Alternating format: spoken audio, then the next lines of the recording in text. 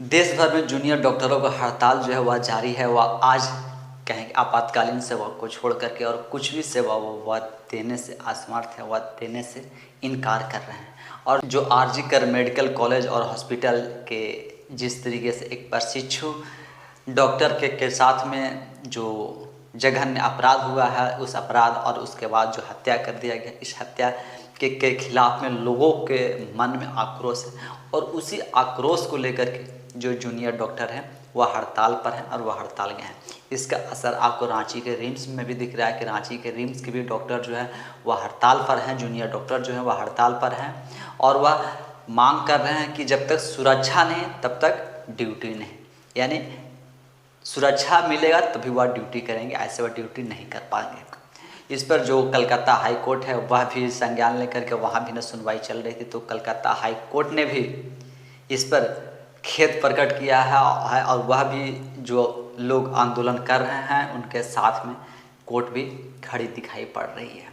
लेकिन सबसे बड़ी बात यह है कि जिस प्रधानाचार्य को यानी आरजी कर जो कॉलेज मेडिकल हॉस्पिटल है उसका जो प्रधानाचार्य है उनको इस्तीफ़ा दिया गया, उनकी इस्तीफ़ा की मांग की जा रही थी, वह इस्तीफ़ा देते हैं। लेकिन उनके इस्तीफ़ा देने के कुछ ही घंटों बाद उनको Calcutta national medical college and hospital का प्रधानाचार्य बना दिया जाता है।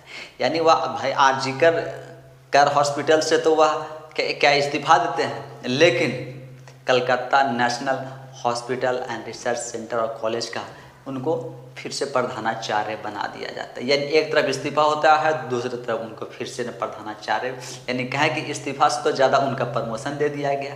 तो आखिर ममता बनर्जी की सरकार और पश्चिम बंगाल की सरकार आखिर इस तरीके का व्यवहार क्यों कर रही है? कलकत्ता हाई कोर्ट भी इस पर टिप्पणी करते हुए और कलकत्ता हाई कोर्ट ने भी कहा कि आप स्वयं छुट्टी पर चले जाएंगे या आप पर हमें फैसला लेना होगा और हमें कार्रवाई करनी होगी। देश भर में यह हड़ताल जो है वह जारी है और जो IAM है यानी इंडियन मेडिकल एसोसिएशन के जो सचिव हैं वह भी 48 घंटे का जो है अल्टीमेटम दिए हैं कि 48 घंटे में जो पीड़िता हैं उनके साथ जांच हो, जांच की जाए। और इस पर जो बातें निकल कर आ रही यह भी कि जिनकी हत्या हुई है, जिस प्रशिक्षु डॉक्टर की हत्या की गई है, उस प्रशिक्षु डॉक्टर के परिवार को 3 घंटे तक क्यों नहीं मिलना दिया गया? आखिर ऐसी क्या दिक्कत थी और पुलिस को इसमें क्या लग रहा था जो कि पुलिस उन्हें 3 घंटा तक के परिवार वालों को मिलने नहीं दिया गया? तो इस पर भी ना कलकत्ता हाई कोर्ट ने सवाल खड़ा किया कि आखिर ऐसी क्या मजबूरी थी जो कि जब उसके परिवार को ही 3 घंटे तक नहीं मिलने दिया गया।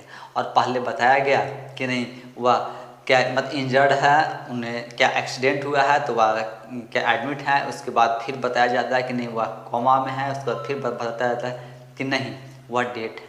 तो पूरी जो मांग है यहाँ यह सबका कि जो पोस्टमार्टम रिपोर्ट है वह आनी चाहिए। जो हत्या में सिर्फ एक ही व्यक्ति नहीं, इसमें और भी लोग मिले हो सकते हैं, उन सब की जांच होनी चाहिए और CBI जांच की मांग कर रहे हैं। यह सब को लेकर के कहें कि पूरे डॉक्टर जो हैं, जूनियर डॉक्टर जो हैं वह खास करके वह सब हड़ताल पर गए हुए हैं। इसका रांची रिम्स में भी आपको असर दिखेगा, पूरे भारत में इसका असर जो है वह दिख रहा है। लेकिन इस तरीके की घटना पर सरकार और कहें जो आम जो राजनीतिक दल है वह राजनीति क्यों करते हैं?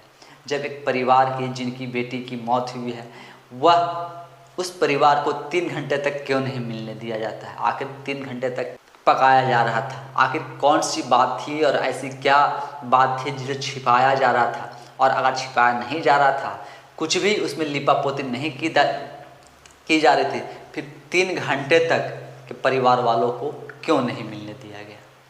यही सब मांगों को लेकर के और कहें कि जो ये 48 घंटे का जो अल्टीमेटम दिए हैं कि 48 घंटे तक में इसकी जांच और नहीं तो वह पूरी तरीके से वह हड़ताल पर चले जाएंगे।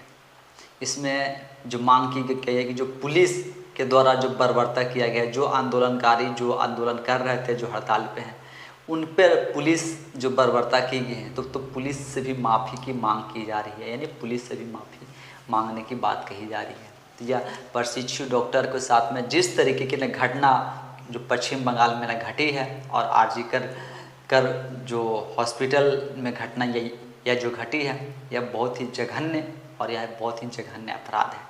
इस अपराध में जितने भी जो भी लोग सम्मिलित पाए जाते हैं, जिनकी भी इनमें सम्मिलिप्ति है, उन पर कार्रवाई की जानी चाहिए।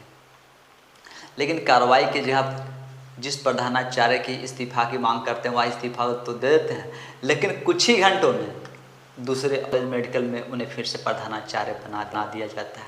3 घंटे तक परिवार वालों को मिलने नहीं दिया जाता है। आखिर सरकार इसमें क्या लिपापोती कर रही है और क्या छिपाने का कोशिश कर रही है?